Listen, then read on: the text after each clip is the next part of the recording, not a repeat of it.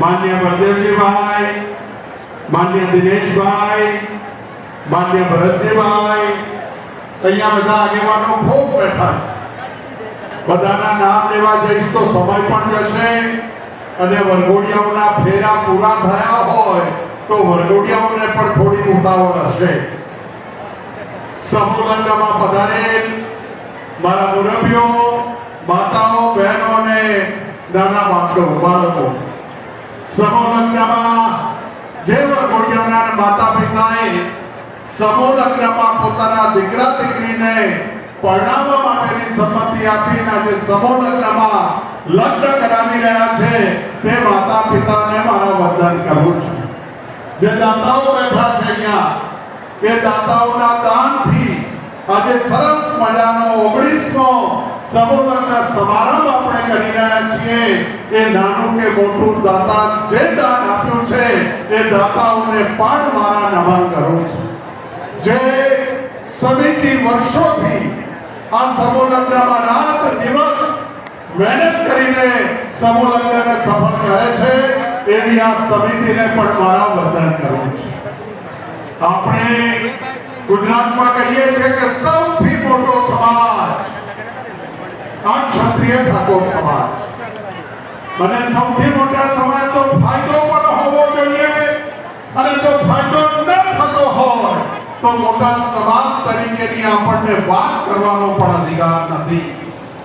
આ દીકરીઓ અને દીકરાઓ જ્યારે સમૂહ લગ્નમાં આવે છે ત્યારે અહીંયા બળદેવજી હોય, અમે હોઈએ કે બધા લોકો સમૂહ લગ્નની વાત કરીએ છીએ તો એની શરૂઆત અમે અમારા ઘરથી કરી.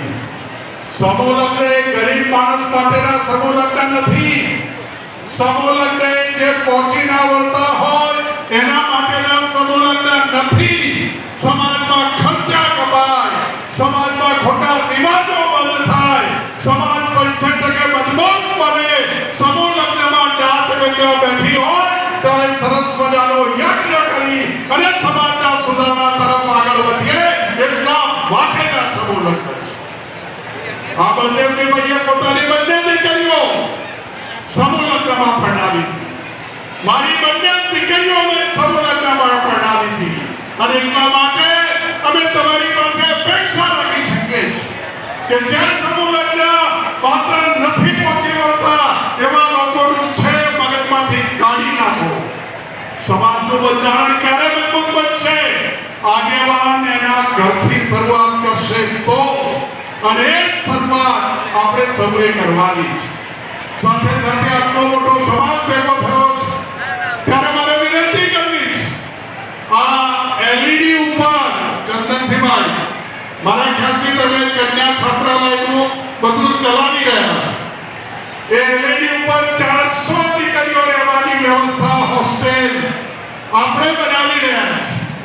2 માળનું બાંધકામ પૂરું થયું છે, થોડું કામ બાકી છે. ક્યારે પૂરું કરવું છે? દીકરીઓને જવને તલ હોમતા પ્રતિજ્ઞા થાય છે કે હું તમારી રક્ષા કરીશ, હું તમારું ભરણ પોષણ કરીશ, હું તમારી આબરૂને તમારી પેઢી આગળ વધારીશ. એ પ્રતિજ્ઞા જ્યારે તલને જવ હોમીને કરતા હોઈએ ત્યારે આપણે આગેવાનો બેઠા છીએ, જાનૈયા બેઠા છે, મામલિયા બેઠા છે, માડવિયા બેઠા છે. સાથે સાથે આપણે શિક્ષણનું નહીં કરીએ તો શું? અમિતભાઈ 84 નું ખાતું છે બળદેવજી આપણું, દિનેશભાઈ. આપણે એમ કહીએ છીએ કે ઠાકોરો એટલે 84 નું ખાતું, પણ આ 84 ના ખાતામાં માં સરસ્વતી અને લક્ષ્મી આવતા નથી. અને જ્યાં સુધી સરસ્વતીની પૂજા ના થાય, લક્ષ્મી આવવાની શરૂઆત ના થાય ત્યાં સુધી 84 ના ખાતાની જે દશા છે એ પણ આપણે જોઈ રહ્યા છીએ. હમણે કલાકારો ડ્રમ વગાડે, ઢોલ વગાડે, આ બેઠામાંથી 80% ઠાકોરનો પાલ ફટફટ થાય છે. ક્યાંક તો આપણે વિચારવું પડશે. આ કન્યા હોસ્ટેલ આપણે ક્યારે પૂરી કરવી છે એટલું પૂછવા આવ્યો.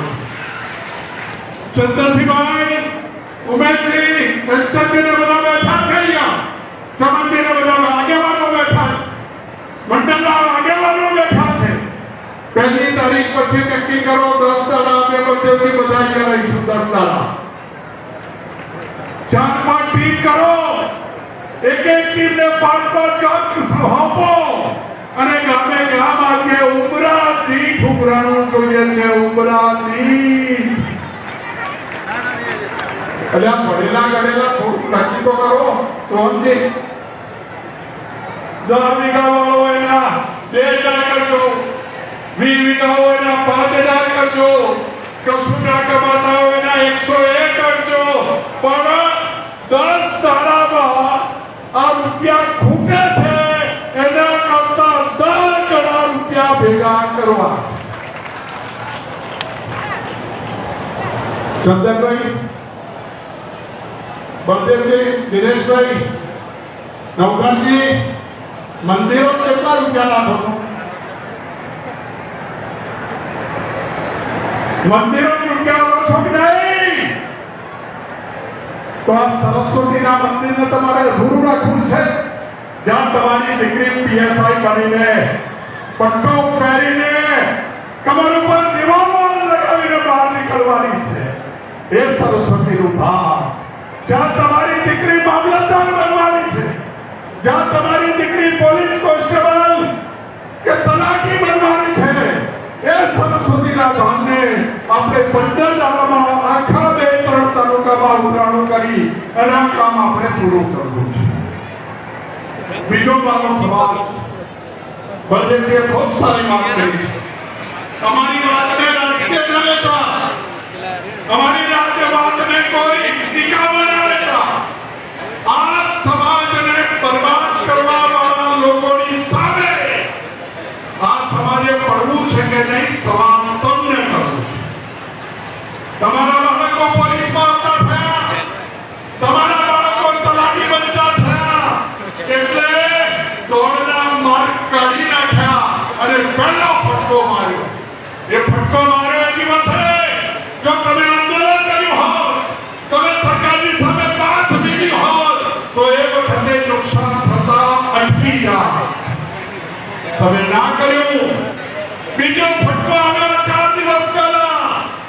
તલાટી લેવાના છે, ફોર્મ ભરવાના છે. તલાટીમાં અંગ્રેજીનું પેપર ફરજિયાત. કોણ બોલે છે અંગ્રેજીમાં? સંસદાન. કઈ શાળામાં અંગ્રેજીના શિક્ષકો છે? કઈ શાળામાં અંગ્રેજીના ટીચરો આપણા બાળકોને ભણાવે છે? સરકારી શાળાઓ બંધ કરી નાખી અને અંગ્રેજીના પેપર. અમે પૂછું કે આવું ના હોય તો કે અંગ્રેજીના તલાટી એટલા માટે કરવું છે કે એને નાયબ મામલતદારનું પ્રમોશન મળે છે. એક ક્લાસ 1 અને ક્લાસ 2 મામલતદારને સીધા બીજા નંબરના અધિકારી બને એમાં અંગ્રેજીનું પેપર ફરજિયાત નથી.